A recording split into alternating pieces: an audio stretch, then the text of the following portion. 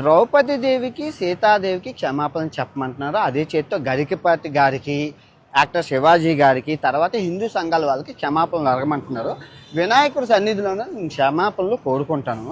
చెప్పే ముందు నేనేమన్నానండి, ద్రౌపది దేవిని సైంధవుడు కీచకుడు బలాత్కారం చేయబోయి చచ్చిపోయారు అన్నాను. బలాత్కారం అంటే ఇంగ్లీష్లో ఏంటి, రేపు. తర్వాత సీతాదేవిని రావణాసురుడు ఎత్తుకెళ్ళిపోబోయి చచ్చిపోయారు అన్నాను. అంతే. ఇక్కడ చీరలు కట్టుకున్న వాళ్ళు, ఆ మగవాళ్ళు ఏది చేస్తే వాళ్ళు చచ్చిపోయారు. ఇక్కడ 60,000 రేపులు జరిగాయి. సో వీళ్ళు ఇంకా బతికి ఉండి బిర్యానీ తింటున్నారు, మీరేం చేస్తున్నారు అని అడిగి అక్కడ సందర్భం. కానీ అక్కడ అంత చెప్పే ఛాన్స్ లేదు. తప్పు జొరలేదు కాబట్టి క్షమాపణలు కోరుకుంటాను. అదే తప్పు అని ఒప్పుకుంటున్నాను కదా.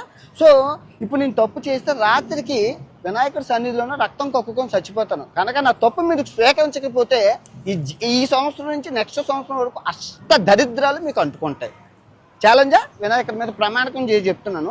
నేను తప్పు చేస్తే ఈ రోజు రాత్రికి రక్తం కక్కుకొని చచ్చిపోతాను. కానీ మీకు ఈ సంవత్సరం 26 అంతా నాలుగు మీద మచ్చలోనే అష్ట దరిద్రాలు పట్టుకొని సర్వనాశనం అయిపోతారు.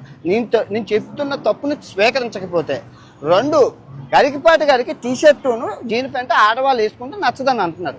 నేను అబ్బాయి వేసుకుంటున్నారు కదండి అంటే అవన్నీ నాకు తెలియదు. ఆడవాళ్ళు పద్ధతిగా ఉండాలి, చీరలు కట్టుకోవాలన్నారు. ఓకే, అది ఆయన పెద్ద ఆయన కాబట్టి నేను ఆయన్ని తిట్టలేదు. కాకపోతే కొన్ని పదాలు వారాను, దాన్ని వెనక్కి తీసుకుంటూ క్షమాపణలు కోరుకుంటున్నాను.